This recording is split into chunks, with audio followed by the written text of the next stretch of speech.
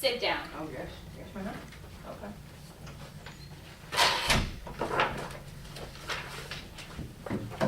Thank you for coming in. My partner and I just have a few questions for you. Oh, is this about the Royal Highness? Yes, it is. We're just needing to get any information you may have heard from another guest there, or maybe seen something. Any information is important. Well, I remember inviting Macbeth and Lennox into Inverness, and so it was my job there to... Where's this Inverness you speak of? It's your job?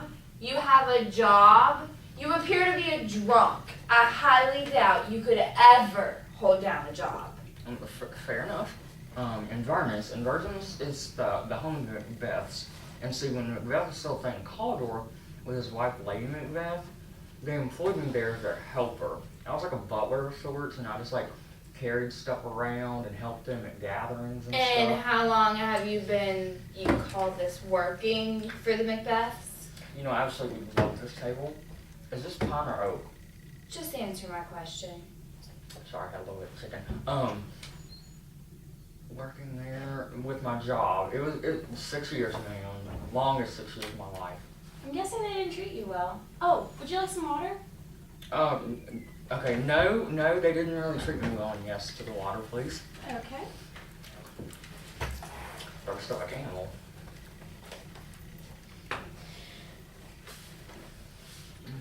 Okay, so. There were witnesses hearing you a little after 3 in the morning outside talking to yourself. They said you were yelling out, "This place is too cold for hell."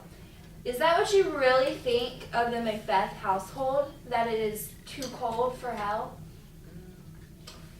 Well, no. Were you just finally speaking out about your injustices by having the late King Duncan killed? Or maybe by killing the late King Duncan, they would treat you with more respect than they always have, than just a simple porter? No. See, you've got this all wrong. Then why don't you tell me what's right? Okay, so, what's right? Okay, I was outside Inverness, outside where the Macbeths live. And I was drunk and saying things I probably shouldn't have, running my mouth. And Macduff and what's his name? Lennox, they arrived, and I decided to let them in. Go on. Okay, so I remember when I was like talking to them right there was this knocking and just happened all of a sudden, right before those fellas arrived, Macduff and Lennox and whatever.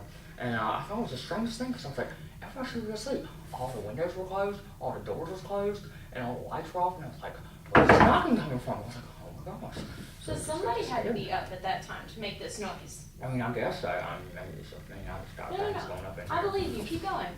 Well, I heard this knocking again, and I was like, I saw the door to King Duncan's room, kind of like that door, but a little bit, like 10 times better. And it just opened and closed all of a sudden, and I didn't know what to do. I was just That's so helpful. I sense a little sarcasm in your voice, okay? And I'm sorry I can't go back and stop whoever did this and from taking somebody's life. Do you know how many times I wish I could? I wish I could go back to Inverness and save King Duncan. And I don't know, I can't tell you how many times I felt uncomfortable in the presence of the thing and his lady. It's like they don't even trust me anymore. Why wouldn't they trust you? Heck if I know. I mean, Macbeth seemed different around the castle after King Duncan's death. I mean, I don't know what happened, but he was meeting with his wife, the lady, Lady Macbeth, and I try not to think much of it. Something just always seemed to tab off after King Duncan died. I just don't know, and it's been weird around there. Well, thank you so much for coming in. You're welcome. You got more of this stuff somewhere? Oh, you can keep it. Can I have this table? Sorry, we're gonna have to keep the table. Okay. Can you take the papers? They're scaring me. Some nasty images. Nasty. Absolutely nasty and horrible. Y'all have a good day. When can I leave? You can leave now. Leave? Okay. Take my water with me.